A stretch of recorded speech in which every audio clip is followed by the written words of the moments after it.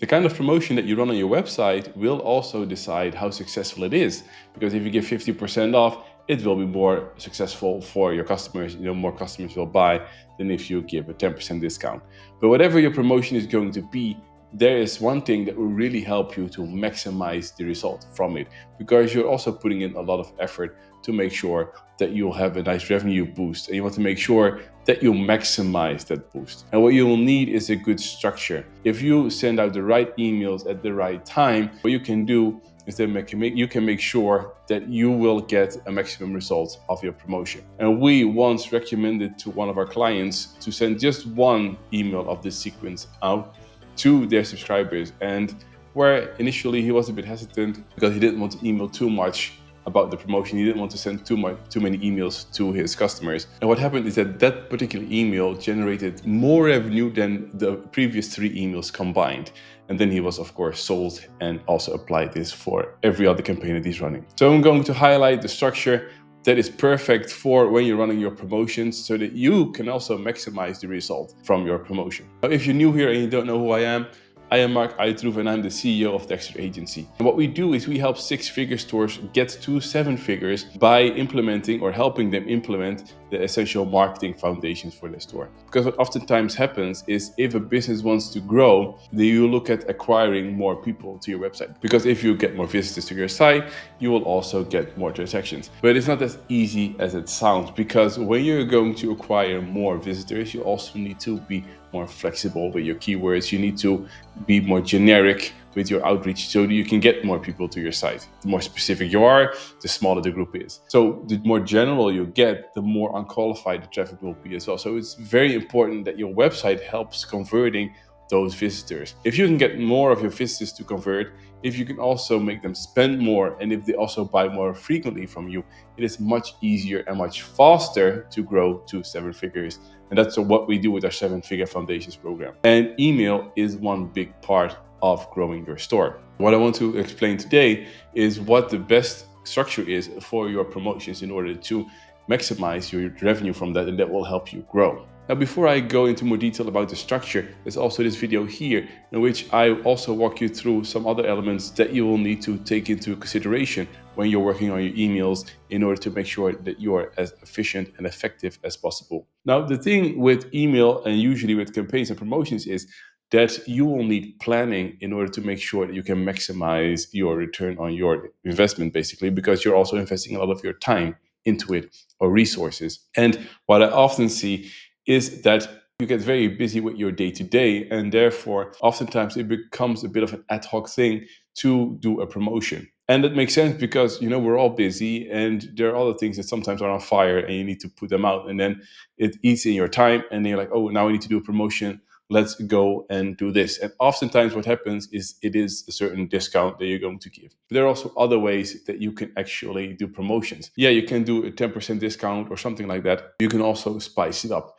If you're having different kinds of promotions, then it also is more interesting for your audience. If you always have the same kind of promotion, which is just a percentage of discount, then people will not engage as much because they will just wait for the next one and they feel when they're ready, and then they'll use it. So the other emails, they just throw in their bin. But if you spice it up a bit, if you do, for example, tier discounts, so the more you buy, the more discount you get. Or people get a free gift with certain thresholds. Or you do a new kind of product on sale per day, or a different category per day. Then people also keep coming back. People's interests are piqued. There are a couple of different kind of promotions that you can run, which also will help in your effectiveness. Now, if you're going to do that, and if you're going to structure your email, it's very good that you're going to sit just before you're going to actually roll them out. So what I usually recommend is at least 2 months in advance, you sit down and think, okay, what am I going to run for that month? So if it's now August, then you're going to look at what you're going to run in October, because that gives you the time to get everything in place. And this is super important because otherwise you're going to do things ad hoc and you're going to forget things.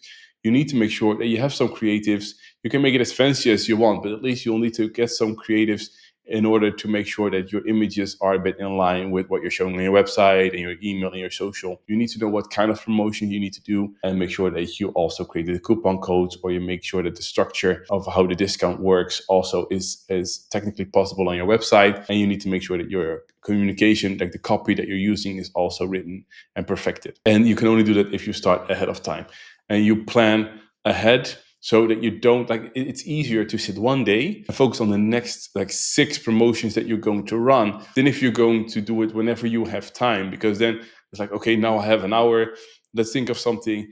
And that also creates a form of pressure, a bit of stress, as you will, that doesn't make you as creative as possible. If you have blocked a day, or at least a morning or an afternoon, then you know, okay, I have 4 hours right now, let's come up with some ideas. And then you have more time. And once your muscle kind of is warmed up, then you can get a lot of ideas, and you can get them all worked out. And you can think of a couple of things. You say, oh, I can do this, I can do that. And that's great, because you can choose to do one like in October and the other one in November. And then you already have a couple of ideas that you can then roll out. So when you have chosen your promotions, and give them also a good name, especially if it's around a certain special day like Mother's Day, it's easy. But if it's not, then give it also a bit of a name that you can refer it to. And then you can also later see what kind of promotions really struck a chord. And if one didn't really work, you can also see how you can package it a bit differently, maybe with a different name, to make it more interesting next time. Now, when you have your promotion and you know what you need to put in place, then it's also important that you have the structure right. Now, there's a minimum of 4 to 5 emails that you need to send out. It depends on the length. If it's a bit of a flash sale, so it is like a 1 day, 24-hour sale, it is 4. If it's, for example, for a week, then it's at least 5. And what you'll need to do is you just plan out the 5. You write down 1, 2, 3, 4, 5. And you fill in what kind of email that is, and then also when you're going to send them out and to whom. Because the first email that you're going to send out is what we call an early bird email. And this one goes out to your VIPs. So the people that are valuable to you. If you don't have a segment of your VIPs, you can create one. I really recommend you to make sure that you look at who has at least ordered from you, for example, 3 times, or spent at least 3 times your AOV. You can make those your VIP, and you can pull up and you can set up a VIP flow for them. Now, if you don't have VIPs yet, then watch this video in which I explain why you need VIPs and how you can go about it. But when you have VIPs, or if you have VIPs, make sure you send them that early bird email, where you are going to already email them before the sale starts.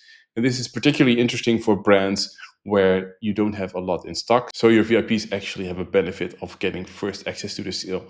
Now, what you can also do is you can give them an extra incentive. So let's say that your discount is 15%. Then your VIPs, they are your VIPs, so they can get a higher discount. You can maybe give them 15%, and you can give them that for that 1 day that they have early access. So you incentivize them for being a loyal customer. That is the first email that you're going to send out. And also make it very clear that this is only for them, that this is an incentive, an extra incentive for your VIPs. Then you'll send one when the sale starts.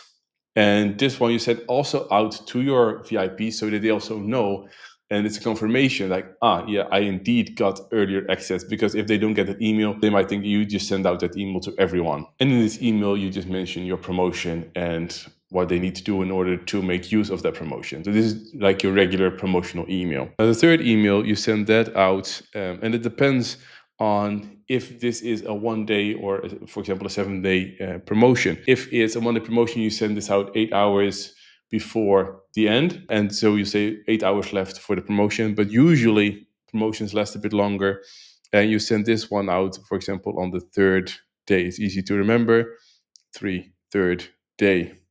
And you remind them here that you have that sale and they have 4 days more to make use of the sale. Then the fourth one, you do it 24 hours before the sale ends. So if the sale ends on Friday midnight, then you will also send the reminder on Thursday at midnight, so that people will know there's only 24 hours left and they only have 1 day to make use of the sale. And now comes the most powerful one, the last one. And this one you send out 2 hours before deadline.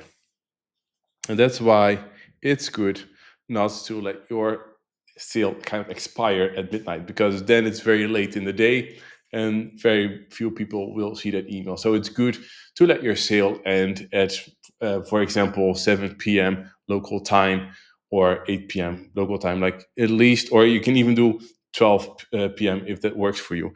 But I won't do midnight because then the deadline email doesn't really work for a lot of people. And with that email, you say only 2 hours left. And this is so strong because people only have 2 hours then to place their order. Now, if you will notice, if you do this once or twice, and you'll notice that there's a huge spike on your website and your website cannot really handle it, then make sure to change it to 4 hours, because then it will spread out a bit the people that are going to buy. Because trust me, that is when most of the sales will happen. And this is the email that we recommend our client to say, okay, send out this email, send them a deadline email, make sure that people know they only have 2 or 4 hours left to order, because oftentimes people postpone it and they come to it and they don't always do it on purpose. They don't always not order on purpose. Things get in the way. People have their lives. They're not only looking at your website. They have kids, maybe they have certain appointments, they have work. Things get in the way. They might actually be ordering and then someone shouts, hey, lunch is here, and then they want to finish it off later. So there are various reasons why people don't place their order. But if you send them the deadline email, there's only 2 or there's only 4 hours left, then they're like, oh crap, I really need to order now because otherwise the sale's over. So if you use this structure, then you will maximize the revenue of your promotion. And trust me, when you send that last email out, you will be surprised how much revenue will come in with that email. So next time when you send out your promotions, make sure to follow this structure. We also cover the structure in our 7-figure foundations program, where email plays also an important role. What we help to do, we have 9 steps that 6-figure stores need to take in that order, in that sequence. You cannot start with step 2 before you finish step 1. We need to make sure that you follow the right pattern in order to achieve growth.